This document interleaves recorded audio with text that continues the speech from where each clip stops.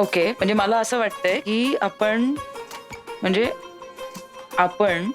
एकमेकांना आधीपासून ओळखतो, हे आपण आपल्या घरच्यांना नकोच सांगायला.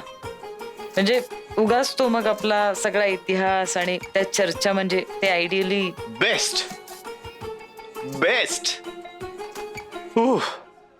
म्हणजे आपण मनू प्रेग्नेंट, मनू आणि मल्हारचं लग्न जमवायचंय हे एवढंच सांगूया घरी. करेक्ट, पण फक्त कारण काहीतरी वेगळं सांगायचंय. म्हणजे लग्नासाठी वेगळं कारण काय असतं? नाही म्हणजे असं डायरेक्ट असं हे नाही सांगायचं, पण घरच्यांची आधी एकमेकांची ओळख करून द्यायची. आणि घरच्यांचं आपापसात पटलं नाही तर?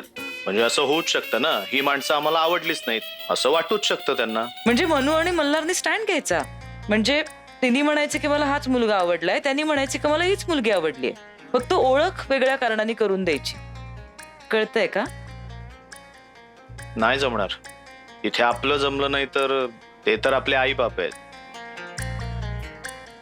मला नाही वाटत त्यांचं जमेल. एक तर तुझ्याकडे काही प्लॅन नाहीये आणि मी काहीतरी सांगतेय तर किमान नकार घंटा तरी नको ना वाजवूस.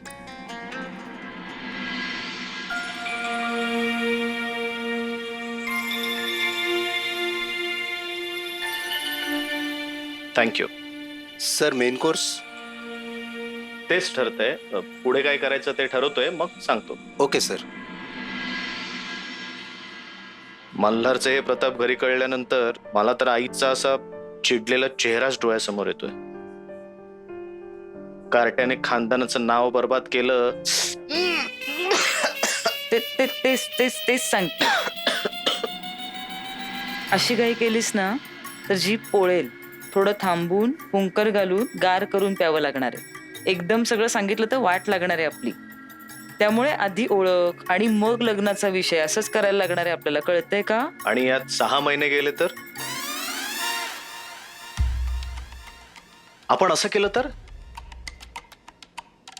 विवाह मंडळातून स्थळ आल्याचं दाखवलं तर ते मी मॅनेज करू शकतो. शक्य नाही. का?